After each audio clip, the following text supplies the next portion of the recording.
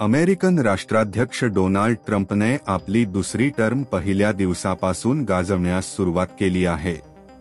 अर्थात ट्रम्पने अमेरिकेत अवैध वास्तव्य करणाऱ्या घुसखोरांच्या हकालपट्टीपासून ते रेसिप्रोकल टॅरिफ बाबत घेतलेले निर्णय जगाचा विचार करता अमेरिका फर्स्ट या निवडणूक प्रचारातील आश्वासनानुरूप घेतले आहे। भारत, चीन किंवा जगातील इतर कोणत्याही देशाच्या दृष्टिकोनातून ट्रम्पचे निर्णय सणकी किंवा बिनडोक असले तरी सामान्य अमेरिकन नागरिकांच्या दृष्टिकोनातून पाहिले तर ते अमेरिका हिताचेच आहे। या निर्णयाविरुद्ध अमेरिकन जनता रस्त्यावर उतरल्याच्या बातम्या प्रोपेगेंडा प्रकारच्या आहेत।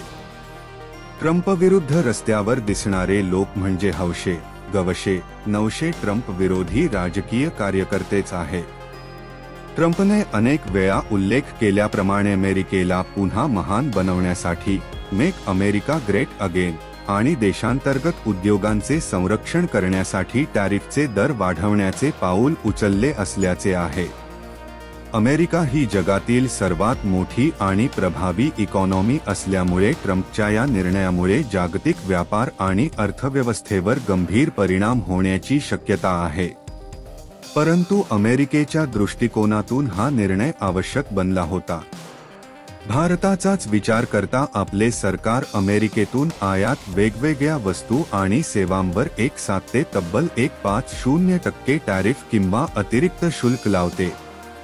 त्यामुळे आपल्याला कोणतीही मेड इन अमेरिका वस्तू मेड इन इंडिया वस्तूपेक्षा कितीतरी महाग किमतीला खरेदी करावी लागते। भारतीय उद्योगांना संरक्षण देण्यासाठी हा टॅरिफ दर ठरवला आहे। ट्रम्पने मात्र त्याच प्रकारे अमेरिकन उद्योगांना संरक्षण देण्यासाठी रेसिप्रोकल टॅक्स लावणे आपल्याला खुळेपणा वाटतो। अमेरिकेत भारत, चीनसह कोणत्याही देशातून आयात वस्तूवर तेथील सरकारकडून फक्त 2.5 ते 3% टॅरिफ आकारण्यात येते।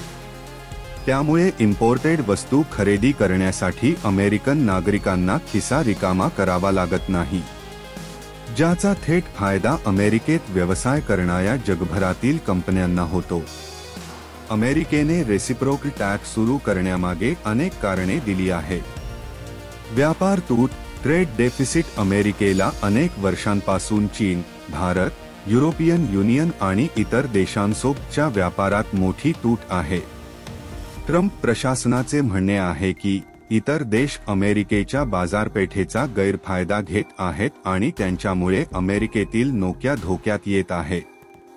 टॅरिफ लावून आयात कमी करणे आणि देशांतर्गत उत्पादनाला प्रोत्साहन देणे हा यामागचा उद्देश आहे। अनुचित व्यापार पद्धती, अनफेअर ट्रेड प्रॅक्टिसेस चीनवर विशेषतः बौद्धिक संपदा चोरी, इंटेलेक्चुअल प्रॉपर्टी थेफ्ट, तंत्रज्ञान हस्तांतरणासाठी दबाव आणणे आणि सरकारी अनुदाने गव्हर्नमेंट सबसिडीज देऊन अन्यायकारक स्पर्धा करणे असे आरोप अमेरिकेने केले आहेत। या अनुचित व्यापार पद्धतींना लगाम घालण्यासाठी टॅरिफ हे एक प्रभावी शस्त्र असल्याचे अमेरिकेचे मत आहे। राष्ट्रीय सुरक्षा, नॅशनल सिक्युरिटी काही विशिष्ट उद्योगांवर जसे की स्टील आणि ॲल्युमिनियम अमेरिकेने राष्ट्रीय सुरक्षेचे कारण देत टॅरिफ लावले आहे।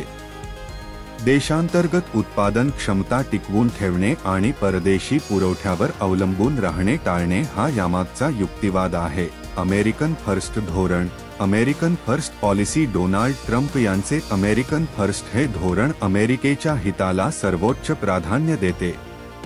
या धोरणांतर्गत अमेरिकेचे उद्योग, कामगार आणि अर्थव्यवस्था यांचे संरक्षण करणे हे सरकारचे प्रमुख कर्तव्य आहे आणि टॅरिफ हे त्याचेच एक साधन आहे। अर्थात या टॅरिफ युद्धाचे जागतिक अर्थव्यवस्थेवर आणि अमेरिकेवरही अनेक नकारात्मक परंतु अपरिहार्य परिणाम होण्याची शक्यता आहे। महागाई, इन्फ्लेशन, वस्तूंच्या किमती वाढल्याने जगभरासह अमेरिकेत महागाई वाढू शकते। यामुळे सामान्य नागरिकांचे जीवनमान अधिक महाग होईल आणि त्यांच्या क्रयशक्तीवर नकारात्मक परिणाम होईल। प्रतिस्पर्धात्मकतेत घट, रिड्युस्ड कम्पेटिटिव्हनेस टॅरिफमुळे देशांतर्गत उद्योगांना तात्पुरता दिलासा मिळेल, पण आंतरराष्ट्रीय स्पर्धेत ते अधिक मागासण्याची शक्यता आहे, कारण त्यांना सुधारणा करण्याची आणि कार्यक्षम बनण्याची प्रेरणा कमी होईल। आर्थिक विकास मंदावणे, स्लोअर इकॉनॉमिक ग्रोथ, जागतिक व्यापार कमी झाल्यास आणि गुंतवणुकीवर नकारात्मक परिणाम झाल्यास जागतिक आर्थिक विकास मंदावू शकतो. आंतरराष्ट्रीय नाणेनिधी IMF आणि जागतिक बँकेसारख्या संस्थांनी याबद्दल चिंता व्यक्त केली आहे. पुरवठा साखळीत अडथळे, डिसरप्शन इन सप्लाय चेन. जागतिक पुरवठा साखळी अनेक देशांमध्ये विभागलेली आहे.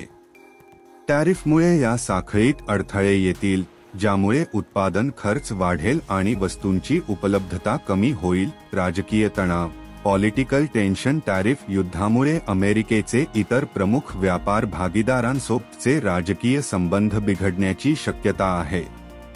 यामुळे आंतरराष्ट्रीय स्तरावर विश्वास आणि सहकार्याचे वातावरण कमी होईल. ट्रम्पने सुरू केलेले हे जागतिक टॅरिफ युद्ध केवळ 2 किंवा 3 देशांपुरते मर्यादित नसून त्याचे परिणाम संपूर्ण जगाला भोगावे लागण्याची शक्यता आहे.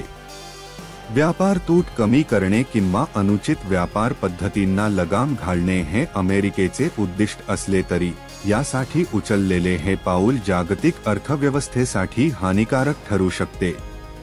वरकरणी पाहता रेसिप्रोकल टॅक्स हा ट्रम्पचा खोडसाळपणा वाटत असला तरी त्याला हा टोकाचा निर्णय घेण्यासाठी मजबूर करणारे, अमेरिकेला गृहीत धरून फक्त आपल्याच फायद्याचा विचार करणारे इतर सर्व देशच कारणीभूत आहे. इतर सर्व देशांनी आपल्या कंपन्या, उद्योग आणि अर्थव्यवस्थेचे हित पाहावे आणि अमेरिकेने मात्र परवडले नाही तरी संपूर्ण जगाचे पालकत्व सोसावे. ही अपेक्षाच दूधखोरी नाही का?